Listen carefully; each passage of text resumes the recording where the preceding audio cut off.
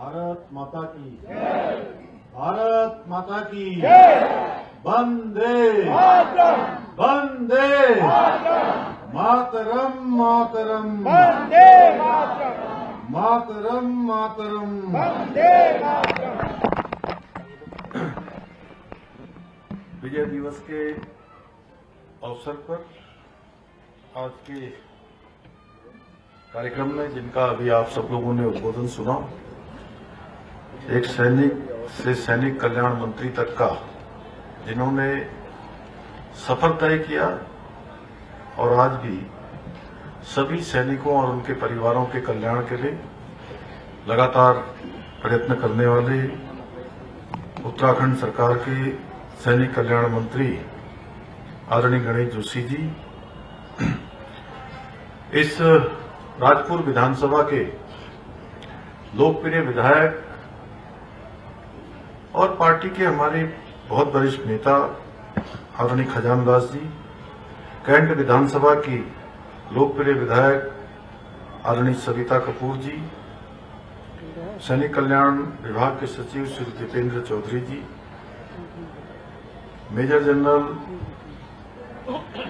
समी सबरवाल जी, जिन्होंने बहुत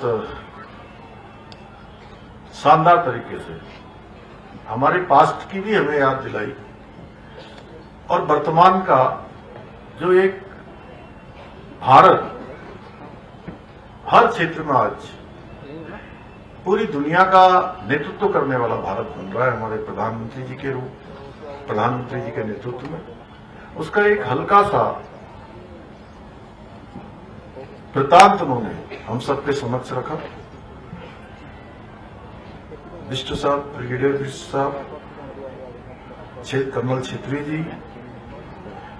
हमारे नेता यहाँ के वर्मा जी, अशोक वर्मा जी, विशाल जी, विवेकानंद खंडूरी जी और सभी हमारे सैन्य अधिकारीगण, बड़ी संख्या में हमारे सैन्य अधिकारीगण यहाँ पर आए हैं, आए हुए सभी अतिथिगण, और सच में आज जिनके निमित्त हम सब यहाँ पर आते हैं, ऐसे वीर जिन्होंने अपना सर्वोच्च बलिदान देश की रक्षा, देश की आन बान शान के लिए किया, ऐसे सैनिकों के, हमारे ऐसे वीरों के, वीर माताएं, हमारे उनके परिजन, वीर नारियां, उनके सभी परिजन और बड़ी संख्या में आए हुए हमारे एनसीसी के कैडेट्स, मेरे सभी प्रिय छात्र एवं छात्राएं, मीडिया के हमारे सभी मित्र, मैं आप सभी का, सभी महानुभावों का आज के इस अवसर पर आप सबका हृदय से स्वागत करता हूं, आप सबका अभिनंदन करता हूं। साथ ही मैं आप सभी को आज का ये दिन हम सब के लिए बहुत गौरव का दिन है, जिसमें इतने हजारों हजार की संख्या में पाकिस्तान के सैनिकों ने आत्मसमर्पण किया, 90,000 से भी ज्यादा सैनिकों ने। इस गौरव दिवस, इस विजय दिवस के अवसर पर मैं अपनी ओर से आप सभी को बधाई देता हूं, सबको शुभकामनाएं देता हूं और आज के इस अवसर पर मैं उन सभी वीर बलिदानियों को प्रदेशवासियों की तरफ से श्रद्धांजलि अर्पित करता हूं, जिन्होंने अपने अदम्य साहस और सर्वोच्च बलिदान के द्वारा 1971 के युद्ध में न केवल भारत की एकता और अखंडता और स्वाभिमान की रक्षा की, बल्कि अपने अद्वितीय रण कौशल से दुश्मन को पराजित कर भारत को ऐतिहासिक विजय दिलाने का काम किया। भाइयों बहनों, आज का ये दिन भारतीय सेना के ऐतिहासिक अप्रतिम शौर्य, अतुलनीय त्याग, अटूट राष्ट्रनिष्ठा की उस गौरव गाथा को स्मरण करने का, उस गौरव गाथा को याद करने का दिन है, जो हमारे इतिहास के पन्नों पर स्वर्णाक्षरों से अंकित है। वर्ष 1971 में पाकिस्तान के विरुद्ध लड़ा गया ये युद्ध स्वतंत्र भारत के इतिहास का एक ऐसा स्वर्णिम अध्याय है जो प्रत्येक भारतीय के लिए गौरव और प्रेरणा का स्रोत है, जो हमें गौरव की भी अनुभूति हमेशा प्रदान करता है, हमारे अंदर एक स्वाभिमान भी जगाने का काम करता है। इस युद्ध में भारत की सेनाओं ने संपूर्ण विश्व को यह दिखा दिया कि भारत न केवल अपनी संप्रभुता की रक्षा करने में सक्षम है, बल्कि जरूरत पड़ने पर मानवता, न्याय और लोकतांत्रिक मूल्यों के संरक्षण के लिए दृढ़ संकल्प के साथ खड़ा होता है। इस ऐतिहासिक युद्ध में हमारी तीनों सेनाओं ने अद्वितीय समन्वय स्थापित करते हुए रणनीतिक कौशल और पराक्रम का परिचय देते हुए मात्र 13 दिनों में ही पाकिस्तान को पराजय स्वीकार करने के लिए विवश कर दिया, यानी कि घुटने के बल उनको आने के लिए मजबूर कर दिया। इस युद्ध में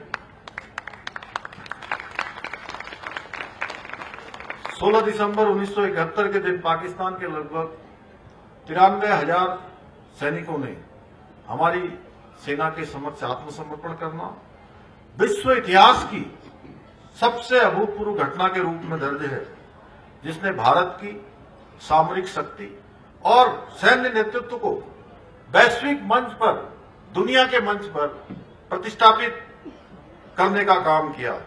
भाइयों बहनों, इस युद्ध में लगभग 4,039 भारतीय सैनिकों को भी वीर गति प्राप्त हुई, जिसमें देवभूमि उत्तराखंड के भी 248 बहादुर सपूतों ने अपना सर्वोच्च बलिदान दिया। उस युद्ध में हमारे प्रदेश के 74 सैनिकों को अपने अदम्य साहस और शौर्य के लिए विभिन्न वीरता पदकों से सम्मानित किया गया, जिनमें से 17 अमर बलिदानियों को ये सम्मान मरणोपरांत प्रदान किया गया। ऐसे वीरों के बलिदान की अमर गाथाएं आज भी हमारे युवाओं को राष्ट्र सेवा के लिए प्रेरित करती है। जैसा अभी गणेश जोशी जी कह रहे थे कि उन्होंने जब बच्चों से पूछा कि सेना में कितने लोग जाना चाहते हैं, 80% से ज्यादा युवाओं ने सेना में जाने की इच्छा प्रकट की। ये अपने आप में हमारे उन सैनिकों की जो वीर गाथाएं हैं, उनके जीवन का जो जीवन चरित्र है, उनका स्मरण है, जिन्होंने सर्वोच्च बलिदान दिया है।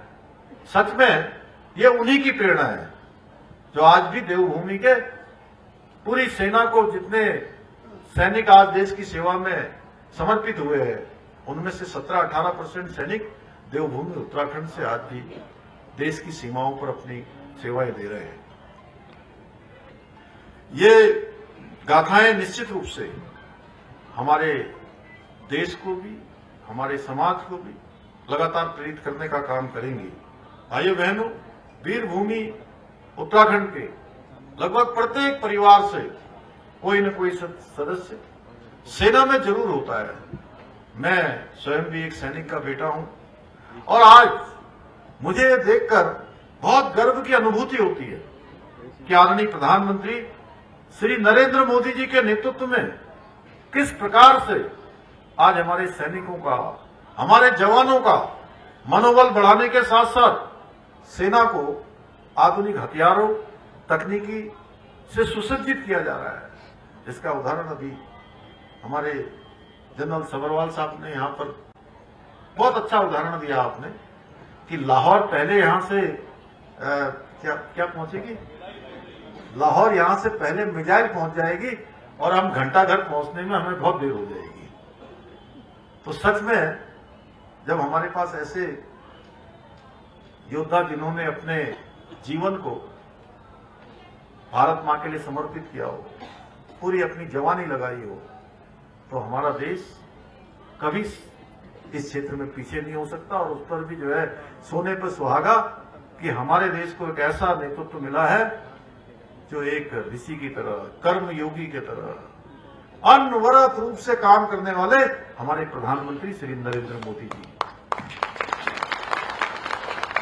हम सबको याद होगा जो हमारे पुराने लोग हैं, चूंकि मेरा सेना के साथ ही बचपन बीता, मैं बड़ा हुआ तो सेना को देखते देखते बड़ा हुआ, और युद्धों के बारे में, कहानियों के बारे में, भारत की जो सैन्य ताकत है उसके बारे में, दुनिया के अंदर किस प्रकार के सेना में नए नए नवाचार हो रहे हैं, उनके बारे में सुनने में मुझे बचपन से ही बहुत ज्यादा मेरा इंटरेस्ट होता था।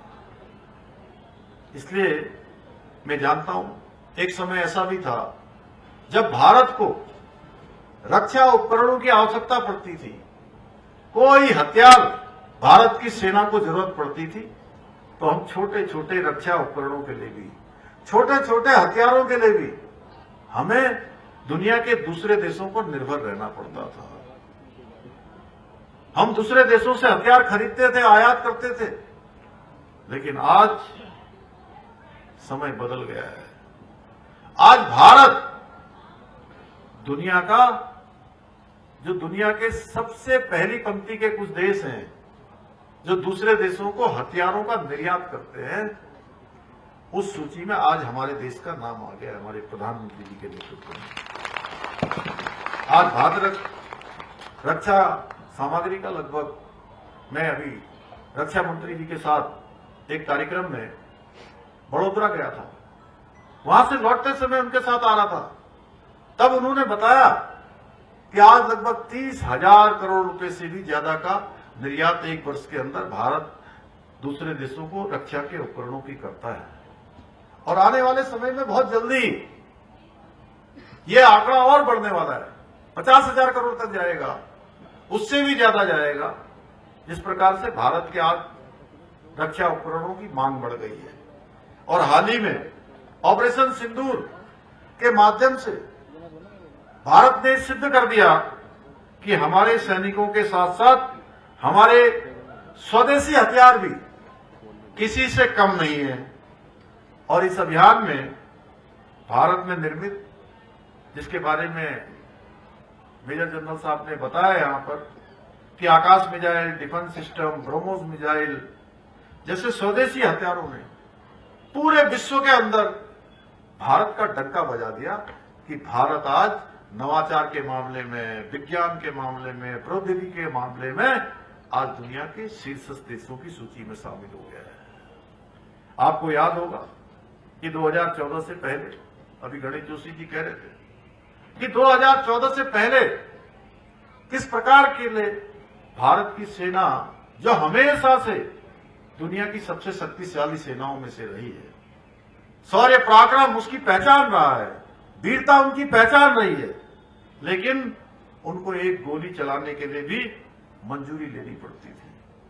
आज समय बदल गया। मोदी जी जब देश के प्रधानमंत्री बने तो उन्होंने कहा कि जब देश की सेना युद्ध करती है, देश के सैनिक सीमाओं पर तैनात होते हैं, तो उस समय में उनको उनके विवेक पर छोड़ देना चाहिए। इसलिए अब गोली चलाने के लिए किसी की मंजूरी नहीं लेनी पड़ती है, गोली आती है तो तोपों से उसका जवाब दिया जाता है।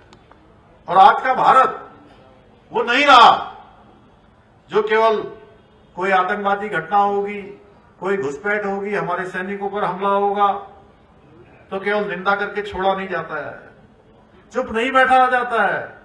ये नया भारत है जो कोई भी घटना होती है, दुश्मन की हर नापाक हरकत का करारा जवाब देने का काम भारत की सरकार भी करती है, और उनके बिलों में ही उनको नेस्तनाबूद करने का काम भारत की सेना भी करती है।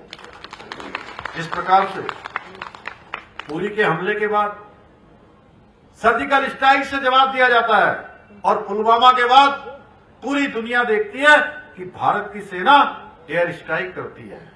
उसी प्रकार पहलगाम आतंकवादी घटना के बाद ऑपरेशन सिंदूर के द्वारा दुश्मनों को अच्छे से बता दिया गया कि भारत की बहन बेटियों के सिंदूर को उजाड़ने वालों के खानदानों को नामो निशान मिटाने का काम, उन्हीं के अड्डों पर जाकर करने का काम भारत की सेना करती है। भाइयों बहनों, इसके अतिरिक्त आज आदरणीय प्रधानमंत्री द्वारा हमारे सेना के या वीर जवानों के हित में भी कई महत्वपूर्ण निर्णय लिए जा रहे हैं, चाहे वो 40 साल से लंबी मांग सेना की थी, सैनिकों की थी कि 1 रैंक 1 पेंशन लागू होना चाहिए। तमाम सरकारें आई और गई, लेकिन वो मांग पूरी नहीं हुई, सम्मान पूरा नहीं हुआ। इस मांग को भी पूरा किया। 1 रैंक 1 पेंशन का तो मोदी सरकार ने किया।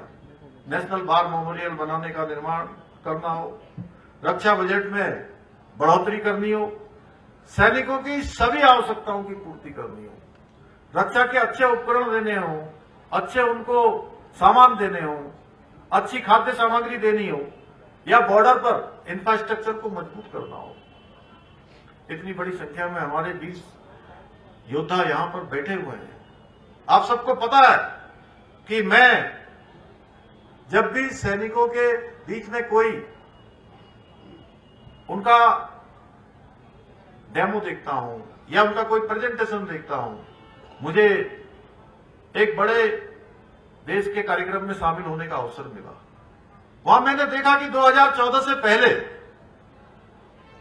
हमारे जो सीमावर्ती क्षेत्र थे, जो बॉर्डर के क्षेत्र थे, उन क्षेत्रों में तमाम सड़कें उस समय नहीं बनी। सीमा के उस पार देखिए तो सड़कें ही सड़कें, उस पार देखिए तो इंफ्रास्ट्रक्चर ही इंफ्रास्ट्रक्चर। और हमारे यहां देश की आजादी के बाद लंबा कालखंड बीत गया, लेकिन ये सुविधाएं नहीं बनाई गई, सड़कें नहीं बनाई गई, अच्छी अवस्थापनाएं सुविधाएं नहीं की गई। भाइयों बहनों, लेकिन आज समय बदल गया और पिछले 11 सालों में हमारे ही उत्तराखंड में जौलीकॉन्ग से आगे लिपू लेक है, और उस लिपू लेक तक जाने के लिए एक लंबा रास्ता चाहे सेना हो या वहां जाने वाले लोगों को तय करना पड़ता था। लेकिन जब इच्छा शक्ति हो, मजबूत इरादे हो, देश प्रथम की भावना हो कि मेरा देश सबसे पहले है, तो वहां लिपू लेक तक भी सड़क पहुंच जाती है। और आज हमारे देशवासी हो या हमारी सेना के लोग हो, आदि कैलाश के दर्शन भी और कैलाश मानसरोवर के दर्शन भी भारत की सीमा के अंदर से कर रहे हैं। कैलाश के दर्शन भी हो रहा है, कैलाश मानसरोवर की। इस सड़क का निर्माण भी हमारे प्रधानमंत्री जी की अदम्य इच्छा शक्ति के कारण से वहां संभव हो पाया। मैंने एक उदाहरण दिया, ऐसे अनेक उदाहरण हैं। जब अब तेजी से हम सीमावर्ती क्षेत्रों में अपना इंफ्रास्ट्रक्चर को मजबूत कर रहे हैं, ऐसे अनेक निर्णयों के द्वारा आदरणीय प्रधानमंत्री जी द्वारा हमारे वीर जवानों के सम्मान और उनके हितों के लिए निरंतर प्रयास किया जा रहा है। भाइयों बहनों, आदरणीय प्रधानमंत्री श्री नरेंद्र मोदी जी के मार्गदर्शन में और उनके सहयोग से हमारी प्रदेश सरकार भी सैनिकों और उनके परिवारों के लिए पूरी तरह से उनके कल्याण के लिए संकल्पित होकर कार्य कर रही है। अभी जोशी जी ने बताया कि शहीद आश्रितों को मिलने वाली अनुग्रह राशि को हम लोगों ने 10 लाख से बढ़ाकर 50 लाख रुपए किया। वहीं सेना में परमवीर चक्र से लेकर मेंशन इन डिस्ग्रेस तक की सभी वीरता पुरस्कारों को अलंकृत की जाने वाली एक मुश्त तथा वार्षिकी राशि मिली। अभूतपूर्व रूप से हमने उसको बढ़ाया है। और परमवीर चक्र जो पहले उसकी राशि 50 लाख होती थी हमारे प्रदेश में, उसको बढ़ाकर हमने 1.5 करोड़ रुपए किया है। और हमारा राज्य पहला राज्य है जहां हमने इस प्रकार का प्रावधान किया है। इसी प्रकार अशोक चक्र की राशि को 20 लाख रुपए से बढ़ाकर 50 लाख रुपए किया है। महावीर चक्र, कीर्ति चक्र की राशि को 20 लाख से बढ़ाकर 35 लाख और वीर चक्र, शौर्य चक्र की एक मुक्त राशि को 15 लाख से बढ़ाकर 25 लाख रुपए किया है। इसके साथ ही हमने सेवा मेडल और अन्य वीरता पुरस्कारों की राशि को भी 2 गुना से अधिक बढ़ाने का काम किया है। इतना ही नहीं, हम जहां एक और अपने वीर बलिदानियों के परिवार के एक सदस्य को सरकारी नौकरी में समायोजित करने का हमने निर्णय लिया है, वहीं सरकारी नौकरी के लिए आवेदन करने की जो समय सीमा थी उसको भी बढ़ाकर 2 वर्ष से 5 वर्ष हमने किया है इसमें। यही नहीं, हम प्रदेश में बलिदानियों के आश्रितों के लिए नौकरी तथा उससे पहले प्रशिक्षण, पुत्री विवाह अनुदान जैसी योजनाओं को भी संचालित कर रहे हैं। राज्य में वीरता पुरस्कार प्राप्त सैनिकों और पूर्व सैनिकों के लिए सरकारी बसों में यात्रा की निःशुल्क व्यवस्था करने के साथ साथ सेवारत व पूर्व सैनिकों के लिए 25 लाख रुपए तक की संपत्ति की खरीद पर स्टाम्प ड्यूटी में 25% छूट का भी हमने प्रावधान किया है। इसके अतिरिक्त अभी जैसा जोशी जी ने बताया, शानदार यहां पर हमारे राज्य के उन अमर शहीदों की, अमर बलिदानियों की स्मृति में चिरस्थायी के लिए, उनकी शहीदों की चिरस्थायी स्मृति के लिए हम देहरादून के गुनियाल गांव में सैन्य धाम का निर्माण भी करा रहे हैं और वह भी हमारे अंतिम चरण में है। जल्दी ही उसका लोकार्पण होना है और जो प्रत्येक उत्तराखंड वासियों के लिए, उत्तराखंड के साथ साथ देशवासियों के लिए जो देहरादून आएंगे उनके लिए एक बहुत पावन स्थल होगा, जहां पर हमारे सभी वीर बलिदानियों के आंगन की मिट्टी हमेशा वहां पर उनका स्मरण कराएगी। भाइयों बहनों, भारत ने जिस बांग्लादेश को पाकिस्तान से स्वतंत्र कराने के लिए 1971 के युद्ध में अपने हजारों योद्धाओं को खोया था, आप लोगों ने देखा होगा। पिछले दिनों देखा होगा बांग्लादेश में, उस बांग्लादेश में सांप्रदायिक ताकतों द्वारा किस प्रकार से पाकिस्तान के निर्देश पर हमारे हिंदू भाई बहनों पर अमानवीय व्यवहार किया गया, अत्याचार किया गया। वहां के कुछ सांप्रदायिक लोग भारत को अपना दुश्मन मान सकते हैं, पर वहां की आम जनता जानती है कि अगर भारत की वीर सेना नहीं होती तो आज बांग्लादेश क्या होता, बांग्लादेश की क्या स्थिति होती। खैर, हमारी तो संस्कृति रही है कि हम सदैव पूरी दुनिया को अपना परिवार मानते हैं, दुनिया को अपना घर मानते हैं। वसुधैव कुटुंबकम अयम निजम परोवेति गृह्णा लघुचेत साम उदार चरित्रा नाम वसुधैव तो कुटुंबकम। ये हमारी संस्कृति रही है कि ये तेरा है, ये मेरा है, ये छोटा है, ये बड़ा है। इस प्रकार का भाव भारत की संस्कृति में नहीं है। भारत की संस्कृति कहती है पूरा विश्व अपना परिवार है। इसलिए नेकी कर और दरिया में डाल, इस प्रकार की संस्कृति भारत ने अपनाई है। और जब भी दुनिया को भारत की जरूरत पड़ी है तो भारत और भारत की सरकार, भारत की सेना ने हमेशा बढ़ चढ़ करके लोगों की मदद की है। कोरोना महामारी के समय में भी पूरी दुनिया को विश्व बंधुत्व का संदेश देने का काम हमारे प्रधानमंत्री मोदी जी के नेतृत्व में भारत की सरकार ने किया। जब दुनिया के देशों में कोरोना वैक्सीन की आवश्यकता पड़ रही थी और भारत के लोगों को भी कोरोना की वैक्सीन चाहिए थी, ऐसे समय में भारत की सरकार ने भारत के लोगों के साथ साथ एक एक व्यक्ति की चिंता करते हुए दुनिया के 100 से ज्यादा देशों को वैक्सीन देने का काम भी प्रधानमंत्री मोदी जी के नेतृत्व में किया, जिसने पूरी दुनिया का भरोसा भारत के प्रति और बढ़ाने का काम किया। भाइयों बहनों, आज आदरणीय प्रधानमंत्री श्री नरेंद्र मोदी जी एक अभिभावक की तरह समस्त देशवासियों के लिए, देश की आने वाली पीढ़ियों के लिए, देश की रक्षा सुरक्षा के लिए भारत दुनिया का सिरमौर बने, भारत विकसित भारत बने, ये संकल्प लेकर कार्य कर रहे हैं। अपना एक एक क्षण और एक एक पल भारत माता को उन्होंने समर्पित किया है। परंतु बड़े दुख के बाद कहना पड़ रहा है कि कांग्रेस की मुगल परस्त मानसिकता वाले लोगों को ये बात पच नहीं रही है, इसलिए वे लगातार प्रधानमंत्री जी के खिलाफ अपमानजनक और घटिया बयानबाजी लगातार कर रहे हैं। कभी चुनाव रैलियों में कर रहे हैं, कभी जो झूठे नारे देकर लोगों को इकट्ठा करके उनके सामने अपनी घटिया मानसिकता का परिचय दे रहे हैं। कुछ दिनों पूर्व उनकी दिवंगत माता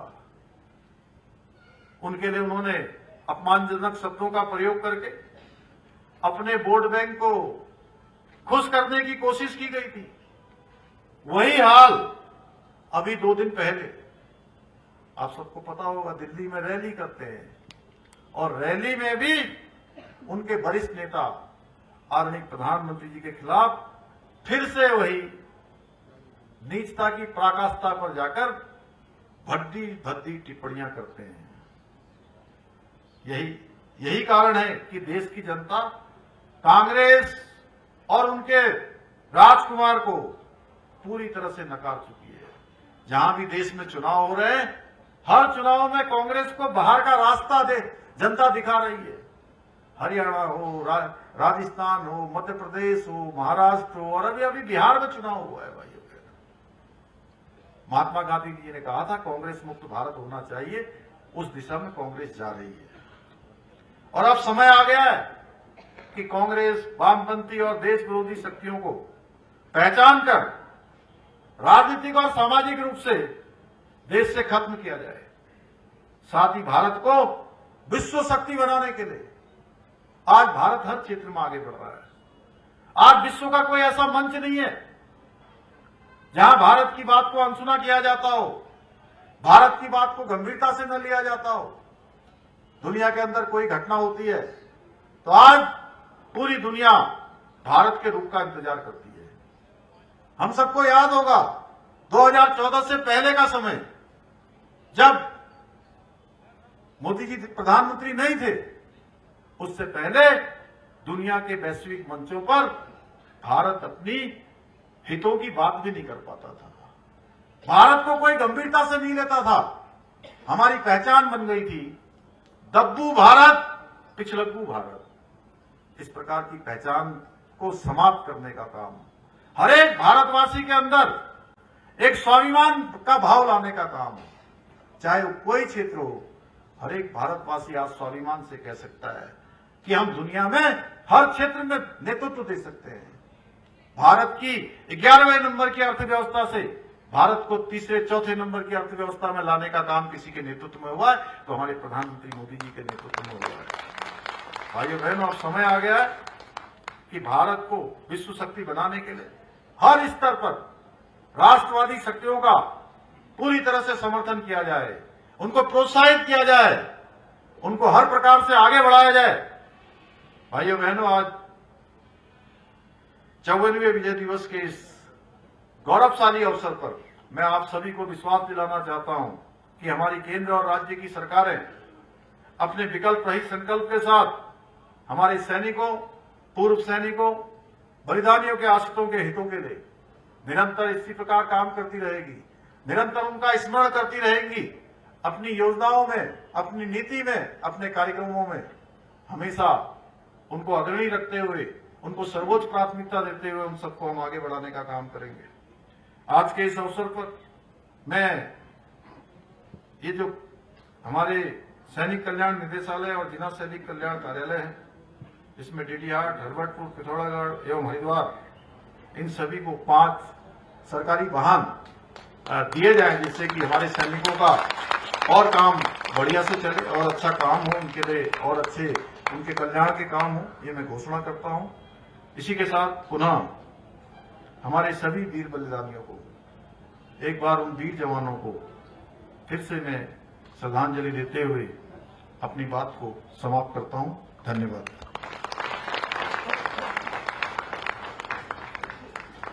बहुत बहुत धन्यवाद आपके हमारे प्रदेश के यशस्वी मुख्यमंत्री परम श्रद्धेय सम्मानित धामी साहब, जिनका कृतित्व और व्यक्तित्व हमेशा स्थित रहा है। ऐसी पवित्र भावना के साथ अब मंगलमय बेला सभी अपने स्थानों पर बने रहेंगे। हमारे वीर नारियों का सम्मान, स्वागत और अभिनंदन वंदन हो, जिन्होंने लगातार ऐसे सपूतों को संस्कारों के गंगा जल से सिंचित किया है।